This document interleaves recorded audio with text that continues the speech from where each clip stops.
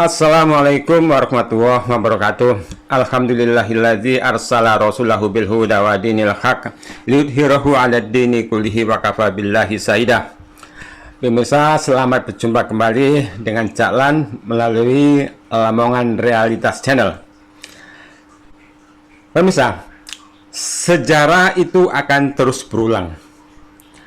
Hanya versinya saja yang beda, yakni pengulangan pola perilaku manusia yang mana iman melawan kekufuran, kejujuran melawan kedustaan, dan ketaatan melawan kemaksiatan.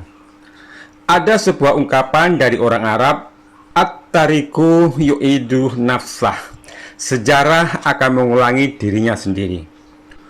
Ungkapan ini menggambarkan bahwa nilai substantif peristiwa sejarah di masa lalu akan berulang kembali dalam sebuah peristiwa di masa depan dengan setting tempat dan pelaku yang berbeda, namun memiliki landing point yang sama untuk disampaikan pada generasi sebagai sebuah pelajaran tentang bagaimana seseorang atau suatu generasi harus bersikap.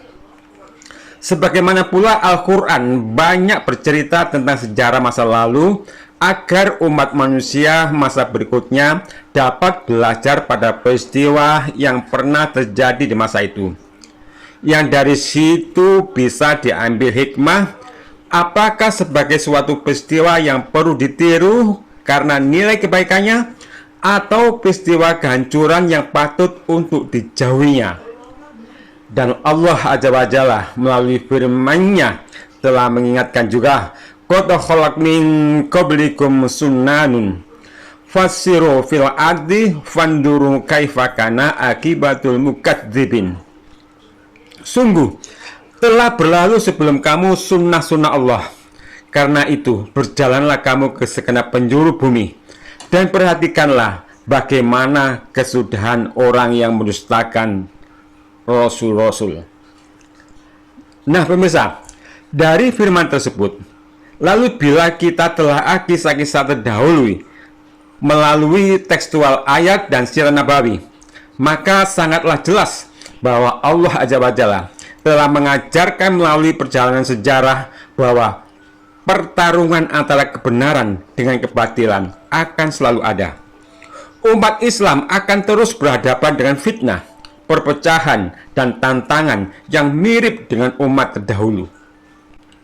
Kalau dahulu Nabi Ibrahim ketika menyampaikan kebenaran hingga membuat Namrud nggak bisa nahan emosi kemarahannya sampai-sampai Nabi Ibrahim dibakar. Pada periode berikutnya juga kembali berulang, yakni ketika Nabi Musa menyampaikan kebenaran, maka Fir'aun pun seketika emosinya meledak-meletup hingga Fir'aun mengerahkan pasukannya untuk memerangi Nabi Musa dan para pengikutnya.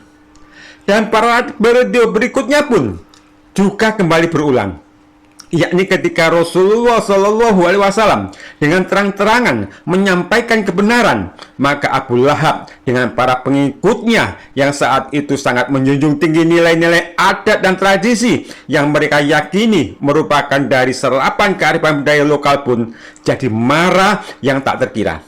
Marah sampai ke ubun-ubun hingga mereka mempersekusi atas diri Rasulullah dan para pengikutnya.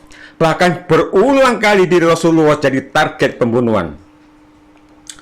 Nah pemirsa, yang dialami para nabi tersebut di atas tentu juga dialami para sahabat, dialami generasi setelahnya, dan sekarang pun juga pasti dialami segolongan umat yang menetapkan diri untuk aktif menyampaikan kebenaran. Kita ambil contoh dari sebagian faktanya.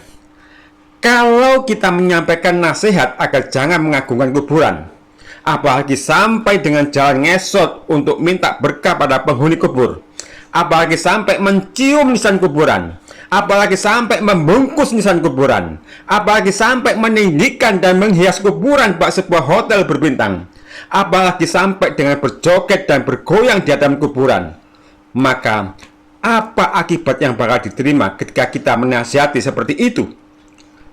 Tentu kita akan dapat permusuhan. Iya, kita akan dapat permusuhan juga. Dan seperti inilah permusuhan itu. Jadi wajib memerangi Wahabi, karena ajaran Wahabi ini ajaran mungkar, ajaran teruk, ajaran buruk, ajaran jelek, wajib diperangi. Mereka tipu dayanya luar biasa. Dan Wahabi ini saudara, karena Wahabi ini kerjanya merubah Al-Quran. Kalau Al-Quran gak ada yang dirubah, merubah hadis. Kalau gak ada hadis yang dirubah, ngarang-ngarang dalil.